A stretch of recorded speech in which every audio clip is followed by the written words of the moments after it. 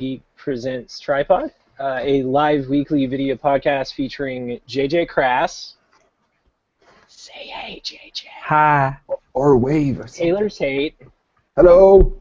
Yay. And me. Hi, James Huneycutt. So today, which is the 14th of April, we're going to be broadcasting live on Google Hangouts on Air, which you can find via the Google Plus page, as well as twitch.tv/pixelatedgeek and the Pixelated Geek YouTube channel.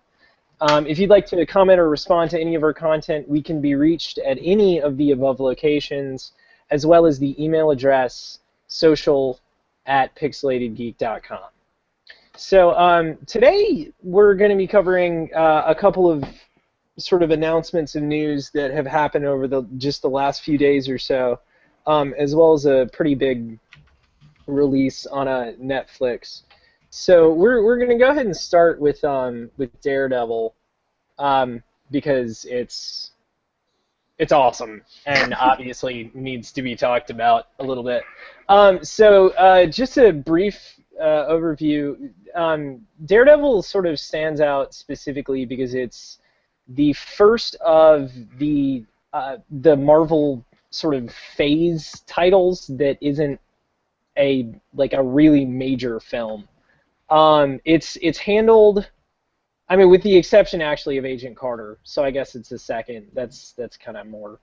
But it's the first one that's like not just a TV show. So like when you watch Agents of S.H.I.E.L.D. or when you watch Agent Carter, that's very modern and it's very tied up into the Marvel Cinematic Universe, the Iron Man and Captain America and stuff like that. But Daredevil is the first one handled in the partnership with Netflix. And obviously Netflix has a really good track record at this point. I mean, I don't think you have to say anything beyond House of Cards. But they obviously know what they're doing. Yeah, actually that's a very good point. That as well. Polo. So, I mean, it's in both different directions. So, so really, we kind of wanted to just talk about Daredevil in general. So both you guys have seen it, right? Yes. I've watched all 13 episodes. Okay. So starting with JJ, what are your thoughts on it so far? I really liked it. At first with the pilot, I don't know, some of the acting kind of bugged me. Okay. And I just decided, I'll give it another shot, and ended up watching all of it over the weekend while playing Pac-Man. And yeah, I regret nothing. I mean, actually, my biggest regret is not being able to pace myself with it. I don't have anything to look forward to now. But for me, it was just perfect. It's what Daredevil needed. I don't think you could do Daredevil on ABC with Agents of S.H.I.E.L.D. and Carter or anything like that. It needed to be darker and grittier, and that's what they did.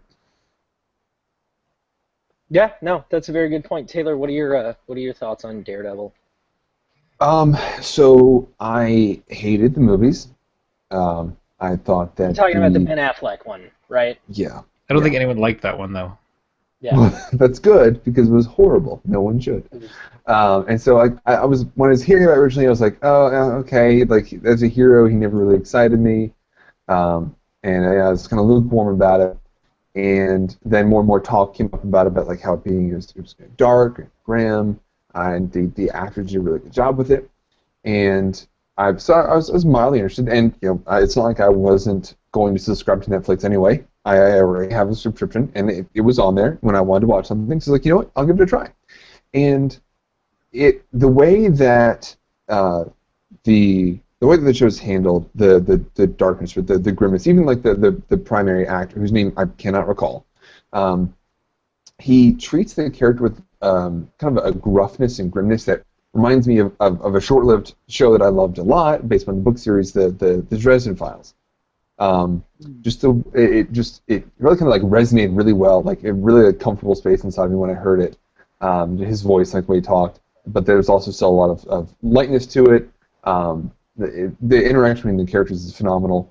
I liked it a lot. James, I mean, you were, I think, between the three of us, I would say most hesitant to look into it, because when we initially started talking to you about it, you were hesitant. You were like, oh, it might not be good, and that's completely understandable, and I think that's the position a lot of people are coming from. So what drew you? What made you change your mind? Was it the actors? Was it the setting, or was it the hype? What was it? Yeah, I mean, I think first of all, my issue is that I think Daredevil is sort of a shitty comic book hero. Um, but there's a box that he ticks that makes him important. So I've always understood why the character was popular, and why he has like a certain amount of validity, and why they really want to keep him around, and that's because he's in a lot of ways like the most pronounced superhero with a disability. And that's important. I mean, that's important on a couple of levels, not just marketability, but also because, like, that's cool. Like, that should be represented. Um, but the thing is, like, every other version of him has always been just shitty. And you have to, the thing that you have to do with Daredevil is you have to make his powers make sense. Because he is blind. So, essentially, like, you have to present the powers in your narrative in a way that's believable, and in a way that's compelling, and in a way that's cool.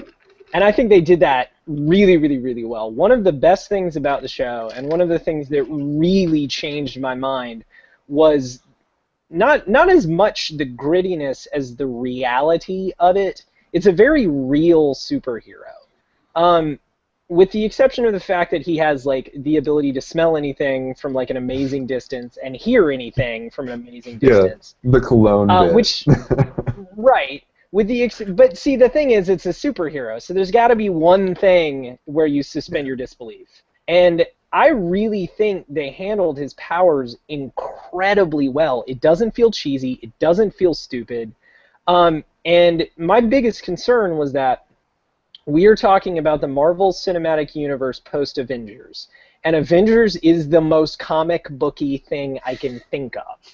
It's 5 crazy-ass superheroes who all have these crazy-ass powers existing in the same world. And the last one, they were fighting aliens? So Marvel has done what see, I kind of like DC a little bit better sometimes because I feel it's more grounded, and I've always felt Marvel is like really out there and wacky, and there are a lot of things like crazy-ass aliens and stretchy plastic men. And so it was really nice to see a Marvel presentation that felt very real. And in particular, I like how they have separated New York, the Avengers New York, from this. This is literally just Hell's Kitchen.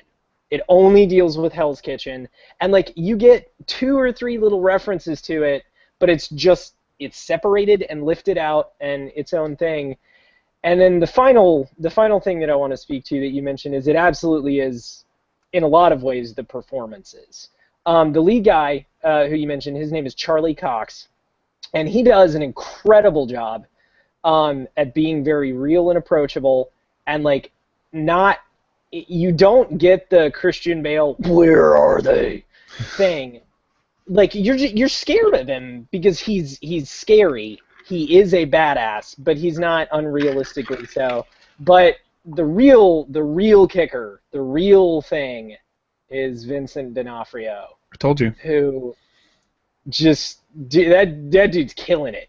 Like he is. I'm rooting for him. I don't want him to lose. He's incredibly compelling, and I think, in addition to the out there crazy nature of the Marvel universe, I think the one thing I was most worried about that show is the villain, because a comic book villain is everything to a hero, and if the villain isn't interesting, we're not going to be interested in the hero. You want someone that's like relatable and understandable and has a motivation that's legitimate. And in particular, you want someone, like, there's an adage, no one is the villain of their own story. And a lot of comic book villains are written that way. They're just written because they love evil and chaos and death and doom. But this guy, you totally understand where he's coming from. And they're a great parallel to each other because they have the same motivation and just different methods. I think his assistant is more the villain than he is, in ways, you know? I mean, he's certainly acts more like a villain. Yeah. And like his motivations are certainly more questionable. I really like the fact that Kingpin feels like someone who's trying to put together a city. He just is not a particularly Nice healthy person emotionally, and there's some anger issues that involve lots of head things in that show. I've noticed there are a lot of head related things that, ugh. Yeah, spoiler alert, don't let your kids watch it, because it's not for little chillin'. Ooh. You guys have any more like things to talk about with Daredevil? Any more input on it?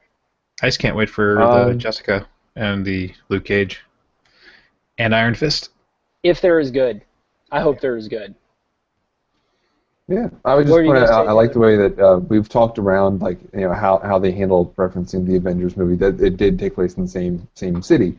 I like that they reference to it. It's just somebody's like the incident. They don't. I think there's like one mention of aliens. Thus, as far as I've been in the show, yeah, you know, they're not like. Yeah. Do you have an iron the Avengers? suit, They're not like name dropping hammer? Avengers. Yeah. They're not. It's not like super on the nose about it. So I do like that they. You know, they're not just like obviously trying to like hawk their own wares with mentions in other shows. Yeah, I think it's a really good choice to separate it, and I think because of a combination of the script, the subject matter, and the way that they handle it, make it feel like it's its own thing. And I think at this point that's good, because everything is a comic book movie, and I think you can get a little inundated by that, and I think they did a really good job dodging that. So, in addition to Daredevil popping out this last weekend, there have been a few more little pieces of news in the nerd community that we kind of want to go over. And earlier today, there was an official announcement of the next Guitar Hero. And I mean, so what I want to talk about specifically with this, obviously, like, everybody's played Guitar Hero Rock Band. They were two of the biggest franchises in the last generation of gaming. And just as a side note, another version of Rock Band has been announced, so we know that they're both coming back. And what I kind of wanted to talk about was what, like, the timing of the situation specifically, and how we feel about how that's gonna hit the market. So I'm gonna open it up to both of you for just like early comments, and then I'm gonna have two questions for both of you about this. So, like, what do you guys feel about Rock Band and Guitar Hero coming back? I'm lukewarm about it. I enjoyed the previous games. Guitar Hero I enjoyed more. I played it at a friend's house. It was also, you know, a smaller investment in terms of like equipment to play a game. You're buying the guitar controller versus the microphones, guitar, the drum, all that stuff. I don't plan on buying either of them. But you know, hopefully I know a friend who gets it, and it's a good party game again. Right. Okay. JJ? It makes sense that it's coming back. You always hear people saying, "Oh, I miss Guitar Hero," or "I miss playing it," or if you worked at a certain big box game store, you know, people would always ask, "Do you carry Guitar Hero Rock Band stuff?" And you know, that died out. That they killed themselves, those franchises.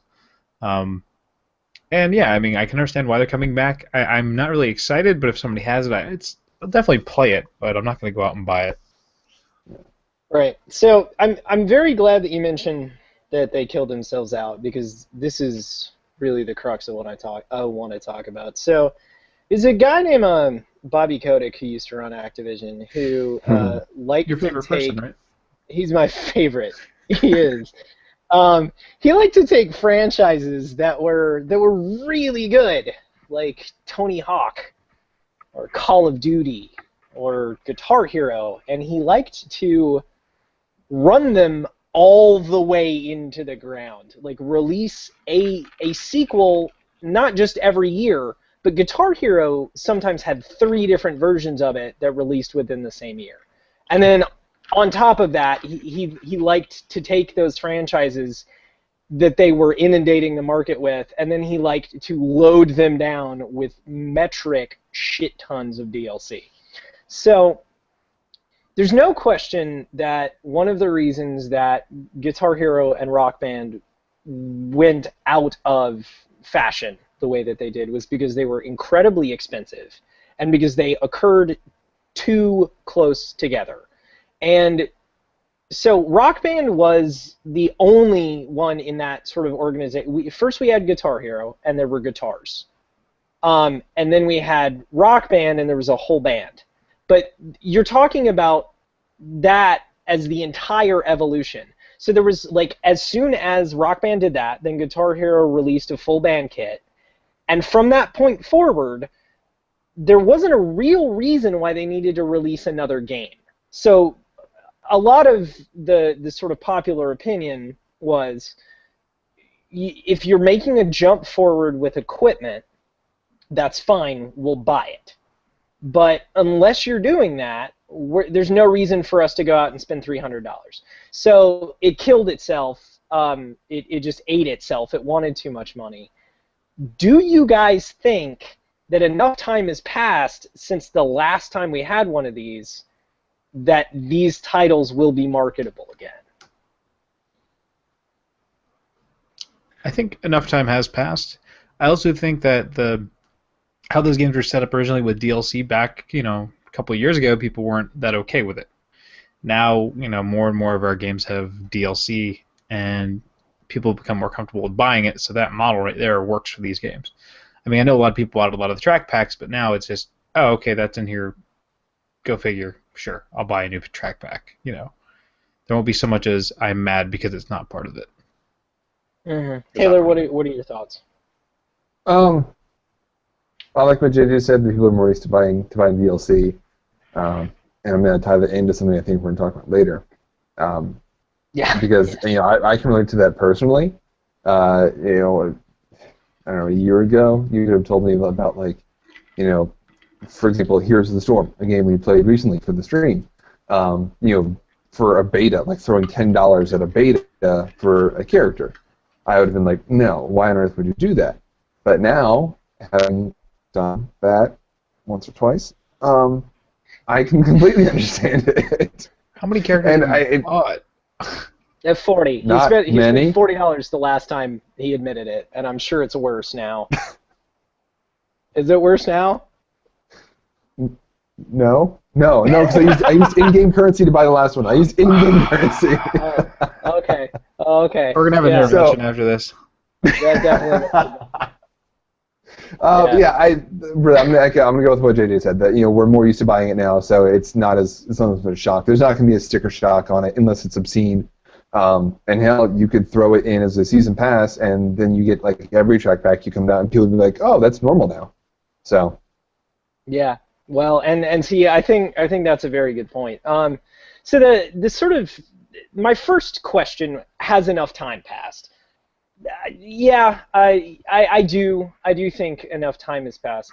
The question is, do you think that anyone will care again? This was a fad. And I think that the first hurdle to clear is, people aren't going to feel like, I just bought a $300 band kit, I'm not going to go out and buy another $3. That's not going to be an issue anymore. But does anybody still care about music games? Like, to the point where they would?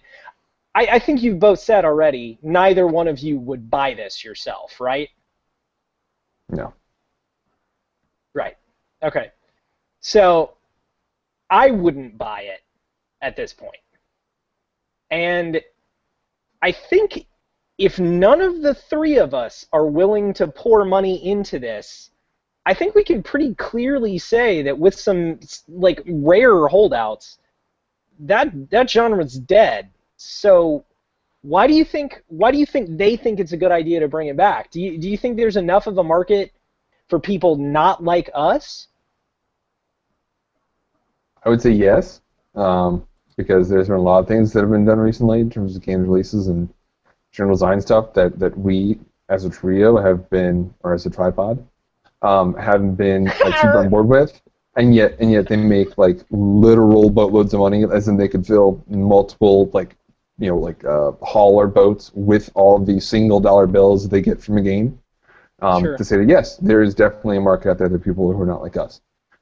Sure. And maybe they're hoping that the game and maybe more of like a recent pushes towards like bringing back the living room as a game or as the gaming area.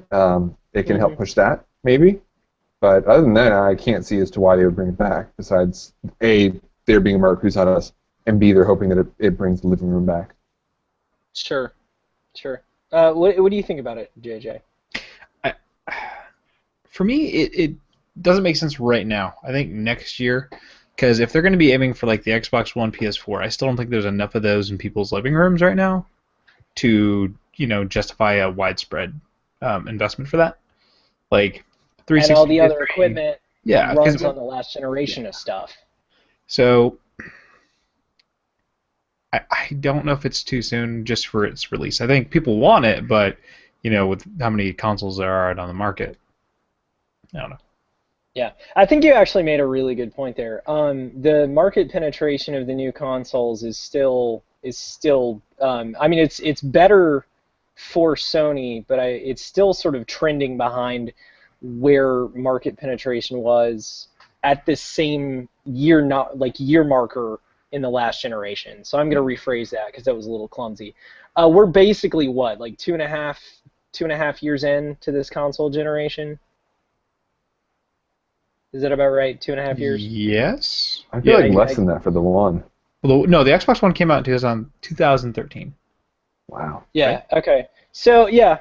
I mean, not the half is a little fudgy, but so at the 2.5 year mark for the 360 and the PS3, there were more consoles in homes. And I think that's a direct symptom of the fact that we're not seeing as much of a significant leap in quality, so a lot of people still have PS3s and 360s and are completely happy with them. So I think your point about that is actually very good. Are those people going to bother, moving forward with it? And I think the answer is no. Spend $400 on a new system to spend $300 or more on a bundle of plastic instruments and a game. Exactly. That's too much of an investment. Right, it's going to have to be a trust fund baby or a drug dealer, because that's about it. So speaking of really, really, really bad ideas, our third topic tonight involves a fighter that I don't think any of us really give a shit about. But it came out today. It's called Mortal Kombat. I know. There are people that are fans of Mortal Kombat, and that's out now? If you're one of those people.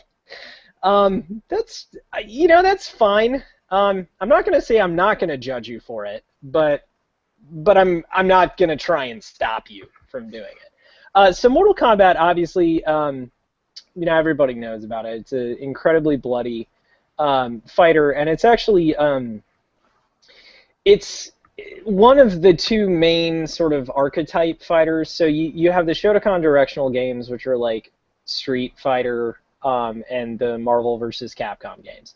And then you have the sort of multiple input titles, and those are like Soul Calibur and Mortal Kombat. And so Mortal Kombat came out today. And in the last week or so, they let loose that there are, and you know what, I want to put the numbers in front of me. I'm going to read a direct quote, if I can actually find it. I'm not going to be able to because it's in the Google chat. Okay. You can buy Goro for $5. Right. So the issue is that you can spend. Was it 99 cents on 5 easy to perform fatalities, and then $5 on 30?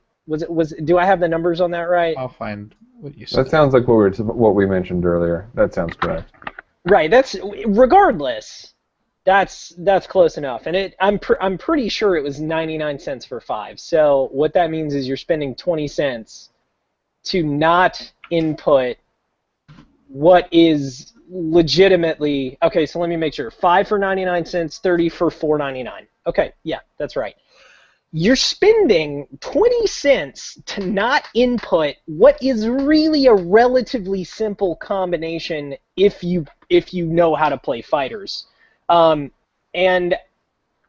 I'm going to get to how I feel about this since it's not just blatantly clear already. But Taylor, what do you think about this? I think that if I were interested in buying a Mortal Kombat game, I as a setting for my discussion on this, don't play fighting games because memorizing all those combinations is way too much work. They look badass. You can do so much cool stuff, but there's no way I'm going to be able to remember that many button combinations and then input them with that kind of precision to do one thing. It's just not. It's not in my interest. I'm not going to spend the time doing it. So if I were going to buy a Mortal Kombat game, and I saw I could spend 99 cents to what do we know how simple the simple ones are? Is it like hit 3 buttons instead of 20? Because if so, I would pay 99 cents to do that, to be good at it, to do something really cool in the game. It's actually like a Kinect cents. gesture. You have to like wave your hand at your Kinect, and then it does. Oh, hell yeah! Yeah, for 99 cents, yes, I would do it. But I'm not going to buy Mortal Kombat. See, yeah, okay, yep. I'm glad that you said that. JJ, how do you feel about it? I feel a little hurt. I remember going, like, okay, so let's take it back. Do you remember when Mortal Kombat was great and then it sucked? I remember. I don't ever remember it being great. Okay, do you remember being Mortal Kombat and then it becoming this weird thing that it became? So I remember going to PAX East and that it was like Mortal Kombat 9 demo unit, and I was standing next to it, and I was like, all right, fine, I'll touch it. And I played it, and I was like, holy crap, this is Mortal Kombat again. Got really happy. 9 was good. Yeah. I love 9. And the biggest warning sign for me was when it was pre-order now and get Goro. And that was a red flag. It's a fighting game. That he isn't just in the game already. It's a fighting game. You know, characters down the road, sure, but day one like that is not okay. And I kind of got worried. And then, you know, I heard that there are more microtransactions, and they have this kind of like where you can try out different DLC characters even if you don't own them, like a limited use. And I was like, okay, that's still not okay. I like having all my fighters that I bought. Sorry. And then that microtransaction thing happened. And it reminded me of, do you remember when Marvel vs. Capcom 3 came out and they had like the simple mode? You could do easier combos and things like that. It wasn't a paid for thing. It was like a easy. I actually don't. For some reason, I thought that was in the Tatsunoko versus Capcom game. Because I would have never looked into that anyway. Because I remember that being a thing, and I was like, no, this is a fighting game. You shouldn't have that. You know. Yeah. And now to have it as a paid experience is even more what the hell. Yeah, there's an admission, like, it is the equivalent of you must be this tall to ride this ride. There's a thing for fighters that should be there, and that's, I don't know, standards. I don't know. So I don't really want to get like too ranty about this or like too offensive, but like this is basically how I feel. So fatalities in that game, like the most complicated one that I remember was something like, it was like back, forward, B, and then A or some shit like that. Like it wasn't any, it was the equivalent of like a mildly complicated combo in a real fighting game, like Street Fighter. But it's not, like, seriously. It's the sort of thing that if you play fighting games, like, if you play them, you should be able to do. As far as I am concerned, if you can't perform a fatality in Mortal Kombat, that means that you're 6, and you shouldn't be playing fighting games, or you're fucking terrible at fighters, and you shouldn't be playing fighting games. And so, like, I get it for the people that, like, I don't know, like, I'm trying to figure out who would use it, because it's got to be the people that, like, have, like, Gamefly, or, like, I'm gonna rent Mortal Kombat, and, like, they go out to, Redbox and rent Mortal Kombat, and they go, I don't know how to do this. Oh, I could do it for 99 cents. So, like, I can't imagine the subset of humanity in this Venn diagram that would buy Mortal Kombat but wouldn't be able to do a fatality. Like, that's the what are you doing? Where is that sliver of humanity, and how do you... Well, the point of Mortal Kombat 2 was getting good enough where you could do these fatalities. That was the payoff. You know, it would just be another fighting game without these, and the whole point was you beat somebody, and then you did something else to do something cooler. It is like an Ultra in Street Fighter. Yeah. It is like a finisher in... are finishers in Tekken or Soul Calibur? I don't know. I don't play this. But it's your gift. It's the thing you do at the end when you've whipped the out of someone to further rub salt in the wound of the fact that you whipped the shit out of someone. And for some reason, I know that, like, here's the last thing that I'm going to say before we get off this topic, but in order to perform a fatality, you have to win a fight. If you are not able to pull off a fatality, how are you ever going to win a fight with any... I mean, like, unless you're playing your little brother, there's no way. And AI on easy. I can attest to that. Well, I played Mortal Kombat, and the only ones I've won, because I didn't even want to try and play players, because I knew I was never good enough. Well, I think I saw like somewhere... the story fights and easy. I can win those, and I'm super bad at it. Universal, like, player experience, where the good player could do a fatality, and that the average Joe could do a fatality, and that's why they added this. But it's like, but still, it's the point of the fatality is to get good at the game and do the fatality. That's... I seriously, I don't see how the people that aren't... Because the fatalities are not that much more complicated than the attack combos in the game. And often they are the attack combo from the game with like one extra input or like done twice. And it just doesn't... There's a skill issue there. If you can't do them, I don't know how you can play the rest of the game. But Taylor, I mean, you do make a good point. I'm sure that, you know, some people will end up using them in the middle. They'll end up paying $1 to be able to do 5 fatalities on very easy AI. Yeah, no. Just in general, boo hiss. No, done. So yeah, that about wraps things up for us today, April the 14th of 2015. Thanks so much for making us a part of your day. We'd really appreciate it if you guys would help us out and subscribe to the YouTube channel, the Twitch channel, and if you'd show up next week to see us live on Hangouts. You can find our archived recordings on both Twitch and YouTube, and our archival podcast, as well as this one, on iTunes. For Jonathan Crass and Taylor Tate, I am James Huneycutt for Pixelated Geek, and I wish you a wonderful rest of your day. Thanks and bye.